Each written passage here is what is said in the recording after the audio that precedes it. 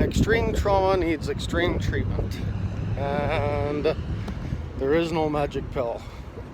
So, there's no magic pill. That means individuals, like physical first aid, the individual has to be asked what's important to them, what hurts, what needs they have, and like treating physical injuries, emotional injuries, you need to know what's normal for them, what hurts them, and how to help them.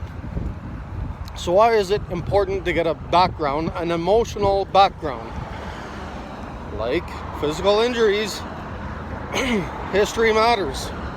So more on that, if somebody's normal physical heart rate is, I don't know, say 100 beats per minute. I don't know what it's supposed to be. But then something happened and now their physical heart rate is 200 beats per minute. Well, that's not normal for them. Obviously, there's something wrong. And so, how does that apply to mental health? Again, if somebody is used to, say, living in Afghanistan, the stresses they have there are not going to be the same stresses they would have in Canada or the US or in Europe.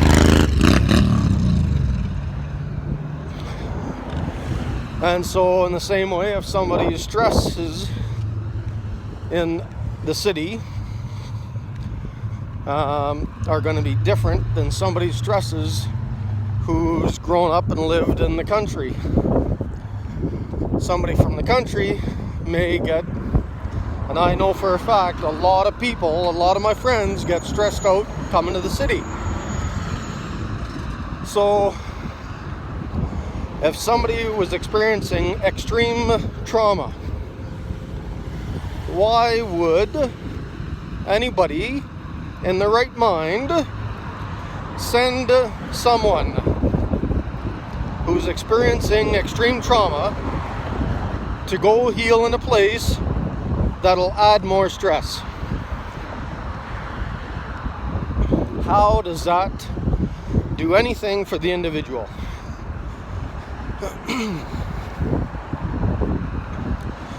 So the history matters. And in the same way, everyone says everybody feels better by going in the country, experiencing nature.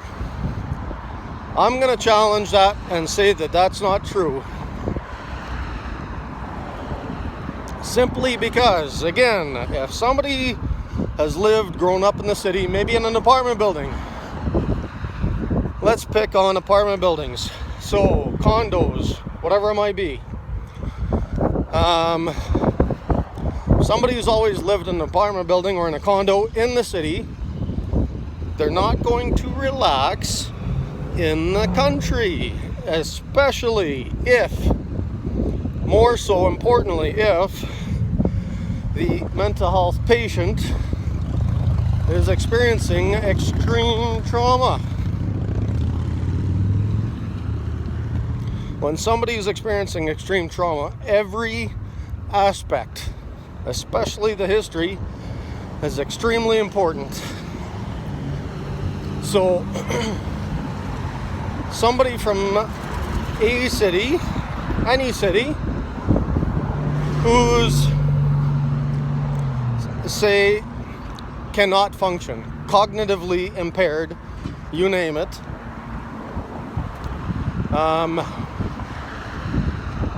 if you send them to the country where everybody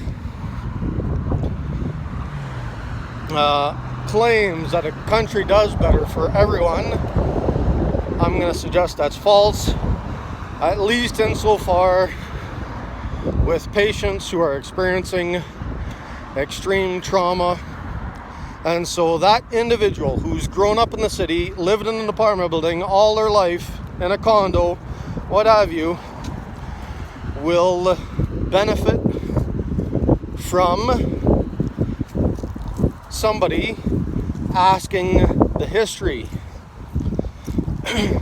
allowing that individual to undergo what I've called mental health intensive care. Once a patient is stabilized in their normal environment, where they've always lived in familiar territory, where they can relax, only then, after the patient's stabilized, can somebody go into, say, specialized trauma treatment, and then maybe only after the initial intensive care unit, intensive care trauma treatment, can somebody then undergo the next phase of treatment by maybe going to the city if that's what's right for them. And you can only know that and treat that if you know the history.